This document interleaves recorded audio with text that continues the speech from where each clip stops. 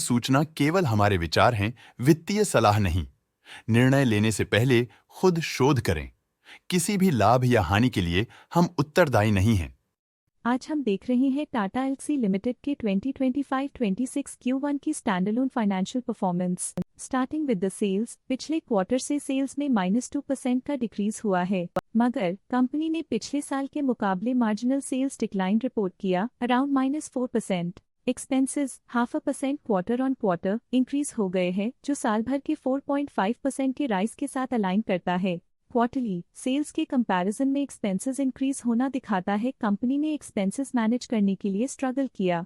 Company ने पूरी साल के दौरान चैलेंजेस का सामना किया। ऑपरेटिंग प्रॉफिट, जो पिछले साल के कंपैरिजन में -26% डाउन हुआ है, quarter on quarter around -10% decrease हुआ है। Operating profit margin OPM annual basis पे -6% से डिक्रीज हुआ है और पिछले क्वार्टर के कंपैरिजन में -2% से डिक्रीज हुआ है। एक्सेप्शनल आइटम्स को ऐड करके अदर इनकम पिछले क्वार्टर के कंपैरिजन में -11% गिर गई, बावजूद इसकी ईयरली ग्रोथ 20% हुई है। इंटरेस्ट एक्सपेंसेस पिछले क्वार्टर से -0.5% डाउन हुआ, लेकिन ईयर ओवर ईयर डिक्रीज -7% हुआ है। डिप्रिशिएशन कॉस्ट्स में क्वार्टरली -2% का डिक्लाइन देखने को मिला और ईयरली बेसिस पे -10.5% का डिक्रीज देखा गया। Profit before tax annually -22% decrease हुआ, लेकिन प्रीसीडिंग क्वार्टर से -11.5% डिक्रीज हुआ है। इस साल कंपनी ने 27% टैक्स पे किया और क्वार्टरली कंपनी ने 26.5% टैक्स पे किया है। नेट प्रॉफिट ने ईयर ऑन ईयर -21.5% का डिक्लाइन दिखाया,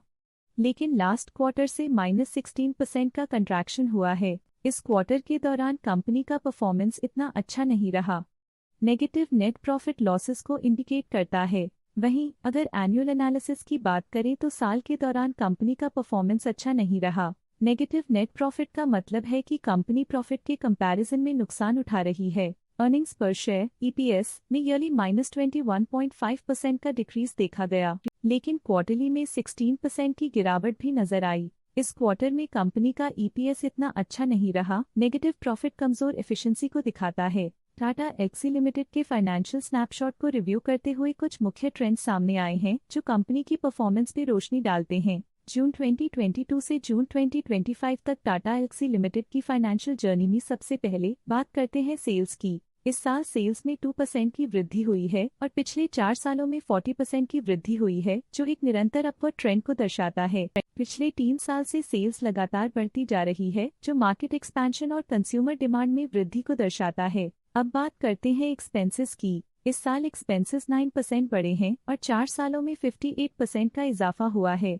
इस साल हालांकि एक्सपेंसेस सेल्स से थोड़ा ज्यादा बढ़े हैं, मगर ग्रोथ रेट्स का करीब होना स्टेडी ऑपरेशनल कॉस्ट को दर्शाता है। इस साल ऑपरेटिंग प्रॉफिट -16% कम हुआ, लेकिन पिछले 4 सालों में 3% का इजाफा हुआ है। इस साल ऑपरेटिंग प्रॉफिट में कमी आई है, लेकिन पिछले 2 साल की वृद्धि रेजिलियंस को दर्शाता है, जो एक अस्थायी मार्केट को संकेत करता है। इस साल नेट प्रॉफिट में -5.5% की गिरावट हुई, लेकिन पिछले 4 सालों में 20% की बढ़ोतरी हुई है, जो कंपनी की मजबूती दिखाता है। इस साल नेट प्रॉफिट में आई कमी के बावजूद पिछले सालों में हुई पॉजिटिव वृद्धि एक अस्थायी मार्केट एडजस्टमेंट को दर्शाता है। EPS के लिए रास्ता कठिन रहा है। इस साल EPS -27% डिक्रीज हुआ और पिछले 4 सालों में कुल मिलाकर -8% की गिरावट हुई है। इस साल EPS में कमी आने के बावजूद पिछले सालों की ग्रोथ कंपनी की मजबूत ओवरऑल परफॉर्मेंस को अंडरलाइन करती है। चलिए अब बात करते हैं शेयर होल्डिंग पैटर्न की शेयर होल्डिंग रिपोर्ट्स कुछ इस प्रकार की हैं, जो के तक चलता है।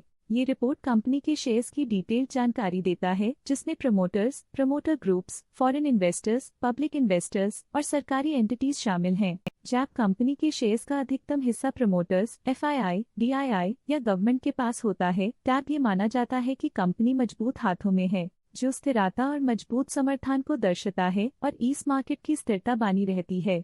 ये था कंपनी का करंट शेयर होल्डिंग पैटर्न। अब नजर डालते हैं टाटा एल्क्सी के स्टॉक रिकमेंडेशन पे। डॉट स्टॉक का करंट प्राइस 6,735 रुपीज चल रहा है। देवेंद्र चोकसी ने स्टॉक की सेल रिकमेंडेशन दी थी। उन्होंने स्टॉक का टारगेट प्राइस 4,965 का अनुमान लगाया था। रिकमेंडेशन के समय स्टॉक का प्राइस 6,067.3 चल रहा था, जो करंट प्राइस से -19.6% डाउन है। ICICI सिक्योरिटीज ने स्टॉक की सेल रिकमेंडेशन दी थी।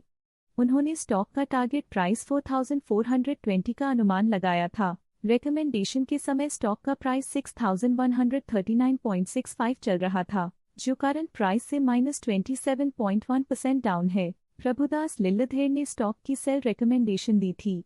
उन्होंने स्टॉक का टारगेट प्राइस 4750 का अनुमान लगाया था। रिकमेंडेशन के समय स्टॉक का प्राइस 6139.65 चल रहा था, जो करंट प्राइस से -21.6% डाउन है। चॉइस इक्विटी ब्रोकिंग ने स्टॉक की होल्ड रिकमेंडेशन दी थी।